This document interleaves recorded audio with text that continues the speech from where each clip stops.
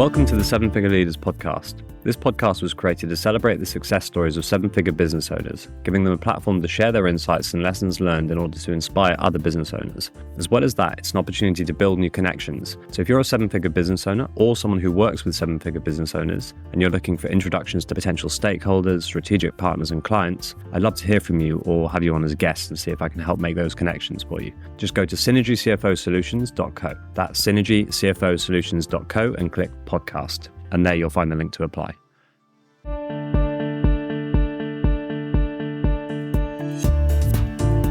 Welcome, and today we've got Reiss Taylor-Remblance, from RTR Group. Welcome. Thank you very much. Pleasure to have you on as a guest. So you run RTR Group, which is a nationwide repair and maintenance contracting group.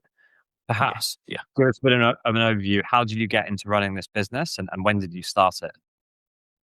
So I started as an electrician myself in, I think it was about 2007, 2008, around that time,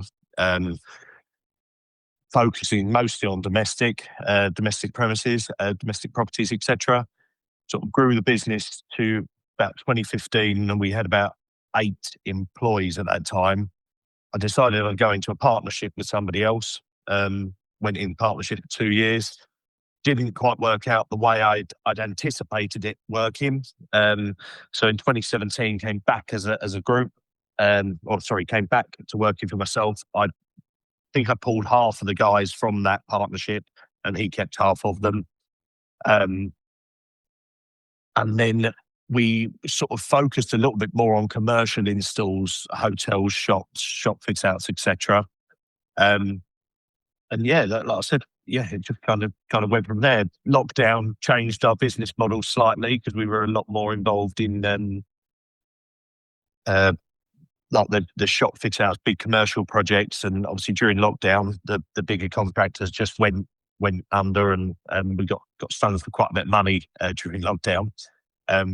But there was obviously a silver lining to every cloud, what have you. We got in with maintenance and we're doing a very good job at compliance. We had the team and processes and bits and pieces around us. So we've just scaled from there, really. Okay, great. And so you essentially started from zero in 2017, is that right? I started from zero in 2007, 2008.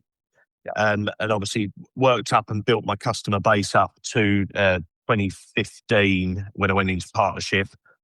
Again, I wasn't doing a whole lot of revenue in 2015. I was probably doing about 250 grand a year, something like that, 300 grand a year, something like that.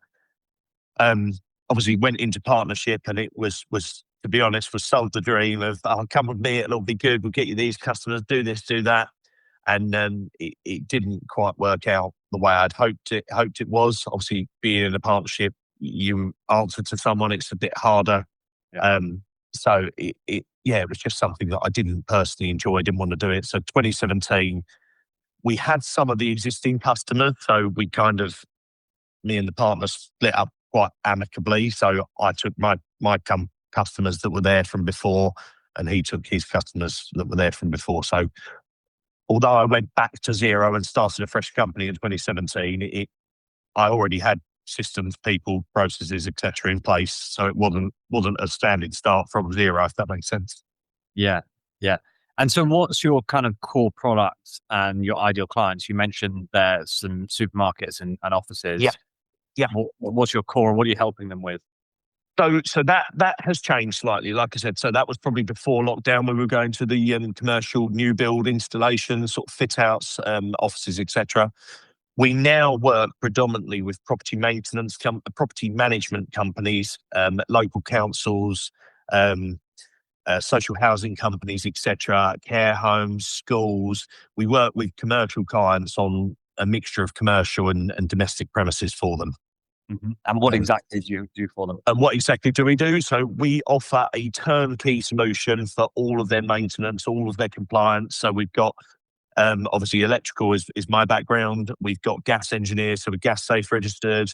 We do all the fixed wiring, all the data networking, fiber optics, telephone signals, all of that stuff. We also quite involved in solar and EV chargers at the moment, and all their BMS and everything that goes with it. So we are a one-stop shop for our customers, and they like it because they just send it all to us and know that it's dealt with. Yeah, so you're like a property management or maintenance outsourcing. Property maintenance. Okay. Not well. They outsource to us, but we have got it all in house. We've got 55 engineers, Yeah. and all of our engineers are employed directly by us. And sorry, dog in the shot as well.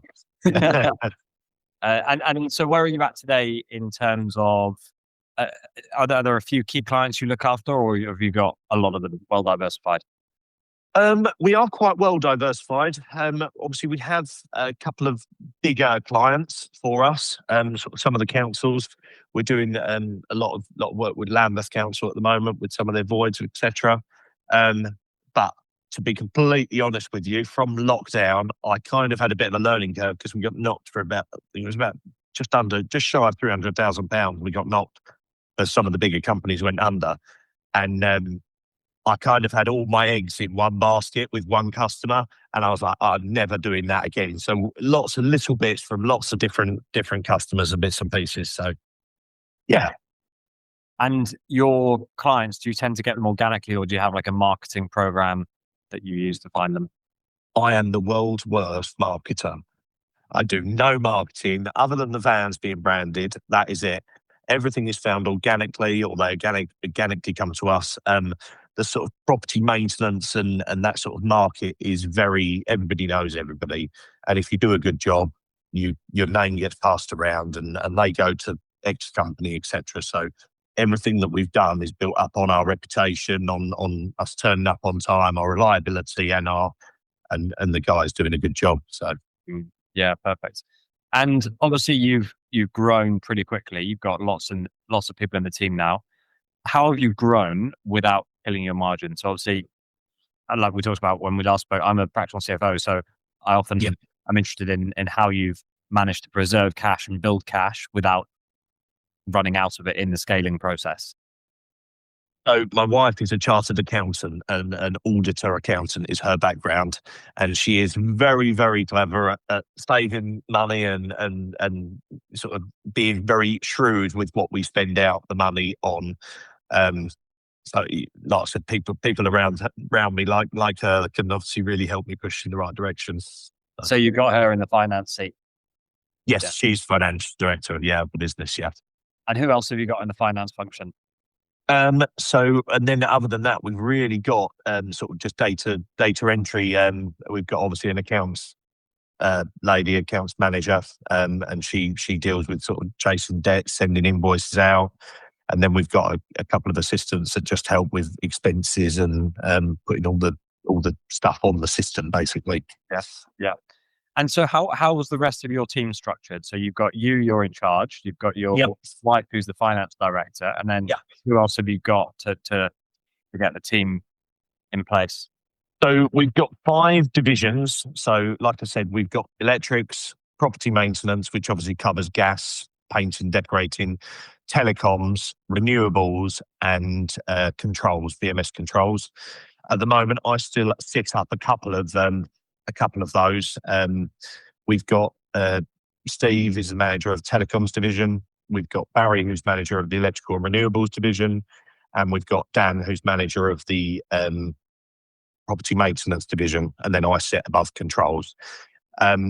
So they run the day to day. They look after the clients. They deal with the engineers. They look after their jobs, and we have management meetings every month to sort of go through the P&Ls of their divisions. We then obviously have sort of supporting roles that support the whole company. So we've got HR function, which we've got two people in HR that deal with the recruitment and sort of appraisals, disciplinaries, etc. And then we've got sort of compliance and stores as well that we sort of look after all the materials going in and out and keep the costs down on procurement and stuff like that. So, yeah. It all sounds well structured. It all sounds really well structured, and it's taken me a while to get there, but yeah, it is. Yeah. Did you learn all that yourself on the job, or did you have someone that helped you get all that structure in place? No, I've kind of had to learn it as we were going, to be completely honest with you. Um, I have been doing some sort of training and sort of self-development courses recently, but it's only been in the last year and a half that I've been doing those. Um, and some of the stuff that they were telling me, to be completely honest with you, I was like, yeah, we've already done that. We're already doing that. And I've kind of, unfortunately, probably learned the hard way. If I was to recommend to anyone to do it, I would say to start off with a mentor and go with someone that can guide you so that you don't make the stupid mistakes. So, um, Yeah. And what's next for the business? What are your longer term plans? so well, my wife wants to be audited, which I think is 50 million. I think is it 55 million, something like that. So that's where she wants to get. Um, I am looking to grow it so that we're in a position that if the right offer came up, we could exit if we needed to. But so that it runs without me in it, really, and that's my end goal. But no, I love what we do. We've got a plan over the next 3 to 4 years. Is turnover is going to be about 15-16 million pounds, according to our business plan, which is very not under optimistic, but is very, very cautious because again, my wife's a chartered audit accountant, so everything is on figures and everything like that. So yeah, we should smash that. We want to look at some acquisitions of some sort of other businesses over the next couple of years, or bolt them into sort of the existing structure and build them in within because obviously we've already got a lot of the systems and structures in place. Yeah. We could, if we're hiring the right person to come on and manage them, we could probably bring some of them in. As we obviously do use some subcontractors for some of the specialist stuff, but whether we could bolt that in or grow it internally, I don't know yet. But Yeah. And so aside from the M&A that you're looking at, or the bolt-ons, yeah, your organic strategy, is that going to be a case of doubling down on what you're really good at? Or are you going to get into some new product lines or some new geographies? So to be honest with you, we are just doubling down on what we're really good at. We're going to be focusing on a bit of marketing with some just brand awareness bits and pieces. We are looking at some, because again, a lot of the stuff that we do is just organic stuff that comes in, is quite reactive. We've just taken on a sort of tender and bid writer. So we're going to be looking at sort of going for some of the bigger council contracts as well next year, which obviously will give us a lot more stability and what have you in there. And yeah, just really focusing on the service that we're doing. Like I said, with the exception of mergers and acquisitions, we will look to add on sort of the fire and security, which is something that is a bit more specialist that we offer, but through subcontractors at the moment. And then stuff like air conditioning, because we quite often get often asked for air conditioning. So yeah, add a few more lines, but try and focus down on what our core is really. Yeah. Well, there's a couple of intros I can make for you on the fire and security side, for smaller businesses that are looking to grow or looking to partner with big ones. And so obviously you've scaled pretty quickly. You said 50-60 mil revenue is where you're gonna get to. Yeah. What are the biggest problems that you've faced over the years, particularly from the journey from 2 million and upwards? What did you hit? What roadblocks did you hit then, and how did you overcome them? To be honest, I think one of the biggest roadblocks has been my mindset, really, and taking myself out of the operator function and focusing on the business. And again, putting the right people in the seat. Obviously, it's always a when's the right time to hire someone and hire someone new, and what's going to happen here, and you kind of just have to sometimes you have to take the gambles, and it pays off. And one of the biggest problems that I sort of found for us personally was obviously during COVID, where the big commercial clients went under, and like I said, I think we lost just shy of £300,000, I think it was, and that they just completely knocked everyone, all their suppliers, and obviously as a subcontractor, you fall right down to the bottom of the list, don't you? So Yeah. And so what did you do? What did you learn from that? Obviously, it's pretty brutal at the time. Well, like I said, we changed direction. There was a lot that came up about the private rental sector for the EICRs that were at the time. So every private landlord, there wasn't a requirement for them to get their properties tested, but then it came out that they had to do it. So that was quite a big booster, and that probably saved the company from going under, in truth be told. Really?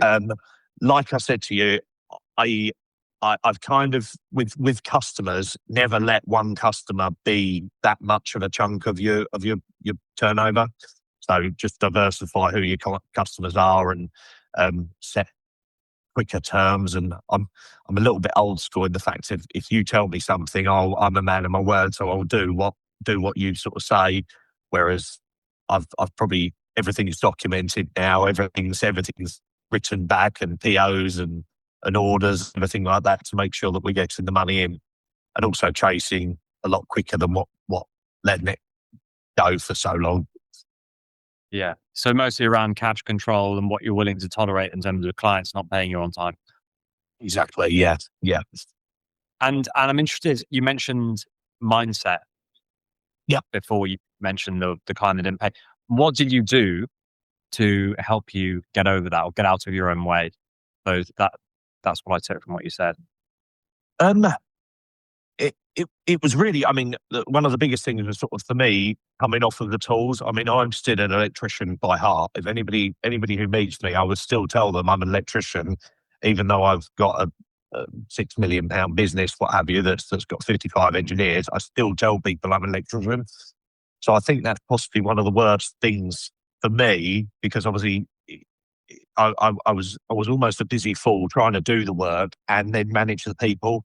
And it was a detriment to my customers, because I wasn't doing the best job for the customers, and I wasn't doing the best job for the engineers, and I wasn't doing the best job for the businesses. So sort of getting in the right mindset and taking yourself away to focus on the business rather than in the business was one of the biggest things, I would say. Yeah. Okay. Well, that's really interesting. And that is, I think it's one of the biggest problems that business owners have. It's that they're experts at what they do. And, you're an electrician by trade. You started a business because you're really good at being an electrician. But actually, when you start a business and you start running it, you can't carry on being an electrician. You have to transition into a business owner, and you have to learn how to be a business owner. So, that's probably one of the most common things. And then you end up getting in your own way, because the thing that you know how to do is the electrician work. So you carry on doing that and you stay busy, but actually the problems in the business don't get addressed because you don't really know what they are. Yeah, exactly. It gets worse and worse, or you can't get out of it. But you've obviously done a good job of getting up tools yourself and then bringing in people under you to actually do the bits that you don't want to do. I think it's also having the right team. I've had a very good couple of hires, and having the right people around you that can sort of help and guide you. Because I mean, I don't know everything. This business would not, if I left tomorrow, this business would probably still run, because it's not all in my head now. So having the right people, but like I said, it's knowing when to hire and when not to hire.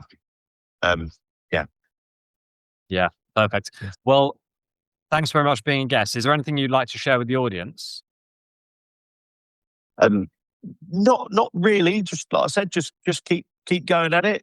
Keep grinding at it, and it's hard work, but I say it gets easier. Does it get easier?